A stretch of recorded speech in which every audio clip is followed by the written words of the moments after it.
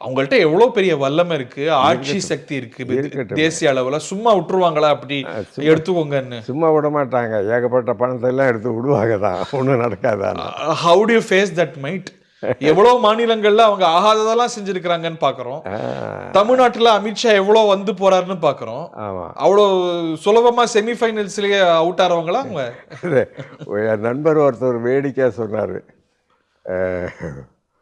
அமித்ஷா முதல் பயணம் வந்தார், அண்ணாமலையை மாற்றிட்டு பிஜேபியை க்ளோஸ் பண்ணார். எடப்பாடி பழனிசாமி தலைமையிலான்னு சொன்னார். 2வது வந்தார், மலர் வளையத்தோடு வந்தார். மலர் வளையமா? அந்த கூட்டணிக்கு அண்ணாமலையை மாத்தினது தப்புன்னு நினைக்கிறீங்களா அந்த இல்லை கட்சிக்கு? அண்ணாமலை ஓரளவுக்கு பாஜகவினுடைய கொள்கையெல்லாம் பற்றி ரொம்ப சொல்ல, நிர்வாகத்தை அவர் கடுமையாக விமர்சனம் பண்ணி பாஜகவை பேலட்டபிளாக பண்ணார். கசப்பு மருந்துக்கு ஒரு தேனை சேர்த்து கொடுத்து பார்த்தார் அண்ணாமலை. அண்ணாமலையை தூக்கிறதுனால இப்போ ப்ராப்ளம் இல்லை டிஎம்கேக்கு, இல்லையா? அதே மாதிரி இப்போ பழனிசாமியை தலைமை போட்டதுனால திமுகவுக்கு நிம்மதி. அவங்களுக்கு ஒன்றும் அப்போ அமித்ஷாவினுடைய ட்ரிப்பு திமுக அணிக்கு மிகப்பெரிய ஆதாயம். அவங்க ஒரு 10,000 கோடி செலவு பண்ணால் கூட இந்த பலன் கிடச்சிருக்காது. அமித்ஷாவினுடைய 2 ட்ரிப்புமே அதுக்கு கொண்டாட வேண்டியது திமுக தான். சாணக்கியரை ரொம்ப குறைச்சு மதிப்பிடுறீங்களோ? அவருக்கு எவ்வளவு பெரிய ட்ராக் ரெக்கார்ட் இருக்குன்னு பார்த்துருக்கீங்க. ஏதோ கணக்கு இல்லாம இதெல்லாம் செய்வாரா? யாரு கணக்கு கடைசியில் பார்த்தா தானே தெரியும். நிறைய இடத்துல சரியா வந்திருக்குல்ல அவங்க கணக்கு. தமிழ்நாட்டில் சரியாக வராது. ஆமாம், நிலத்துக்கேற்ற விதை போடணும். இல்லை, மலையில் மரம் செடி கொடி நடலாம், விளை நிலத்தில் நெல் வயலில் பயிர்களை தானே நடணும். இங்கே இதை விளையாதுங்கிறீங்களா? ஆமாம். திரு எடப்பாடி பழனிசாமி அவர்களுடைய மனநிலை தெரியும், பிஜேபி எவ்வளோ தூரம் போகும்னு தெரியும். ஓபிஎஸ்ஸையும் டிடிவியும் அவங்க அகாமடேட் பண்ணுவாங்கன்னு நினைக்கிறீங்களா, கைவிடுவாங்கன்னு எச்சரிக்கிறீங்களா? அது எது பண்ணாலும் வேஸ்ட்டு தான். அவங்க வச்சுக்கணும்னு நினைக்கிறாங்களா, இல்லை அவங்க டேக்கன் ஃபார் கிராண்டட்னு இவங்களா பார்க்குறாங்களா? யார் அவங்களா? ஓபிஎஸ்ஸையும் டிடிவியும் பிஜேபி. அவர் கிளியராக என்ன சொன்னார் அமித்ஷா, இந்த கூட்டணிக்கு பழனிசாமி தான் தலைவர் தமிழ்நாட்டில். இந்த ஓபிஎஸ்சி டிடிவி சேர்த்துக்கலான்னா அது அவங்க கட்சி விவகாரம் அவர் சொல்லிட்டாரு. அதுக்கப்புறம் அதுக்கு விளக்க உரைகள்லாம் பாஜக மாநில தலைவர்லாம் கொடுக்கும்போது இல்லை இல்லை அவங்கள சேர்த்துப்போம். ஏங்க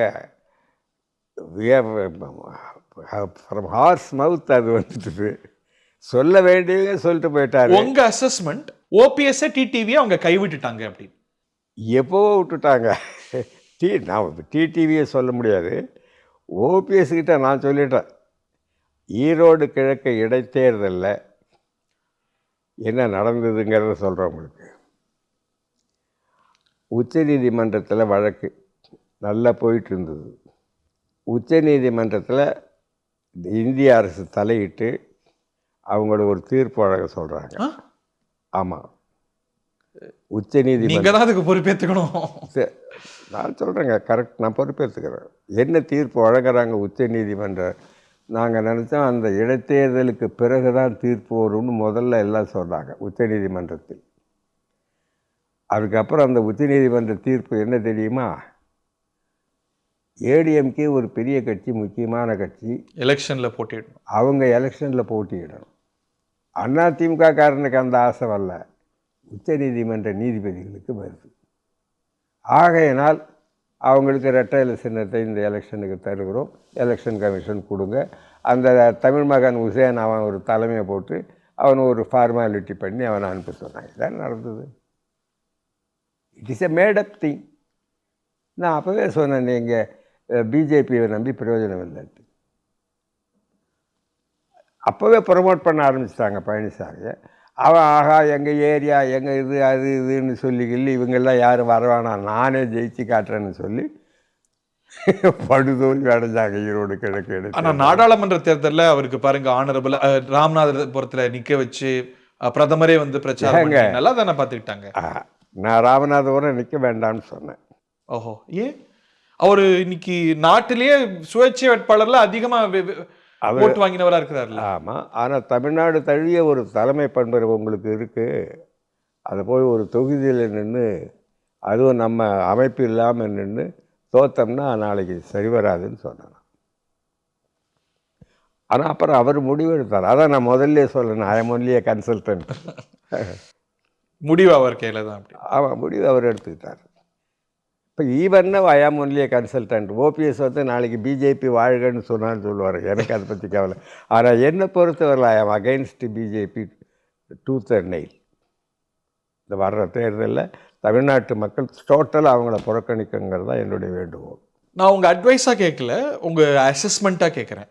சப்போஸ் இப்போ இந்த அலையன்ஸ்லேருந்து வெளியில வந்து திரு விஜயும் ஓபிஎஸும் சேர்ந்தா ஒரு ஃபோர்ஸ் மல்டிப்ளையரா அது பொருந்தக்கூடிய அமைப்பா இருக்குமா? ஒரு அரசியலை நடத்த முடியும். அதான் வெற்றி பெறுமா தோல்வி அடையுமான்னு நான் சொல்ல மாட்டேன். ஓபிஎஸும் விஜயும் ஆமாம், சேர்ந்தா அரசியலை நடத்த முடியும்.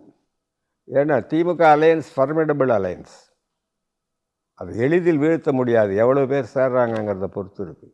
ரெண்டு பேரும் மியூச்சுவலா காம்பேட்டபிள் நினைக்கிறீங்களா? யார்? ஓபிஎஸும் விஜயும். அது அதாவது ரெண்டு பேரும் சேர்ற பொழுது இப்போ தென் மாவட்டங்கள்லாம் ஓரளவுக்கு நல்லா வரும். விஜய்க்கா? ஆமாம், தென் மாவட்டங்கள்ல ஒரு போதாம இருக்குன்னு நினைக்கிறீங்க? அப்போதாம இருக்குன்னு இல்லை, அவருக்குன்னு இருக்கிறது இருக்கு. ஓபிஎஸ் உடைய வேல்யூ வந்து கூட வரும். ஒரு அசஸ்மெண்ட் இருக்கு, விஜயோடைய செல்வாக்குங்கிறது வந்து வட மாவட்டங்கள்ல கான்சென்ட்ரேட்டடா இருக்கு. அந்த அசஸ்மெண்ட்ல உங்களுக்கு உடன்பாடா? நீங்களும் நான் வந்து பொலிட்டிக்கல் ஸ்டாண்டு தான் பார்க்கற வழி அவங்க ஸ்ட்ரென்த்தை நான் பார்க்கல. விஜயும் பிஜேபி எதிர்க்கிறார், திமுகவும் பிஜேபி எதிர்க்குது அப்படின்னா அதனது பயனாளி பிஜேபி தானே? இங்கே 90% of Tamil Nadu people they are oppose to BJP, anti BJP. ஆமாம், அந்த 90% தான் இவங்க பிரிச்சுக்குவாங்க.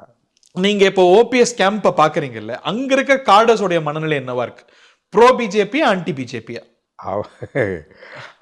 அது வந்து அவர் ஓபிஎஸ் என்ன சொல்றாரோ அதான் கேட்பாங்க. வேல்யூ ஆட் பண்ணுங்கிறது விஜய் ஓபிஎஸ்க்கு, ஓபிஎஸ் அரசியலுக்கு உயிர் கொடுப்பார், ஓபிஎஸ் விஜய்க்கு வேல்யூ ஆட் பண்ணுவார். ஆமா, ஐசி. தென் மாவட்டங்கள்ல குறிப்பா என்னவா சேர முடியும்? கட்சியாவா இல்ல அந்த கட்சியிலேயே போய் சேர முடியுமா? அவருக்கு என்ன வாய்ப்பு? அது அடுத்த கட்டம். முதல்ல சேருவாங்களான்னு சொல்ல முடியாது.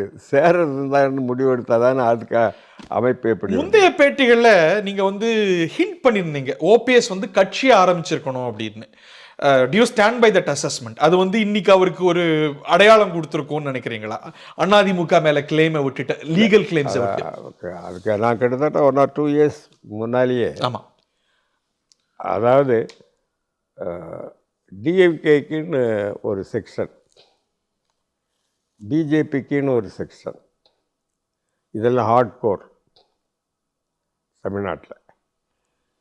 ஒரு 70% ஆஃப் த பீப்புள் அவங்க பிஜேபியும் அல்ல திமுகவும் அல்ல. அந்த 70% ஆஃப் த பீப்புளை நம்ம கவர் பண்ணணும்னா நாம் ஒரு அமைப்பை ஏற்படுத்தி ஒர்க் பண்ணால் வாய்ப்பு இருக்குன்னு சொன்னாங்க. ஒரு சென்டர் ஸ்பேஸ் எடுக்க. ஆமாம், அது இப்போ விஜய் வந்து புதுட்டார். அதில் அந்த வாய்ப்பு இருந்தது. அதாவது அது வந்து விஜய் டேக்கன் ஓவர்.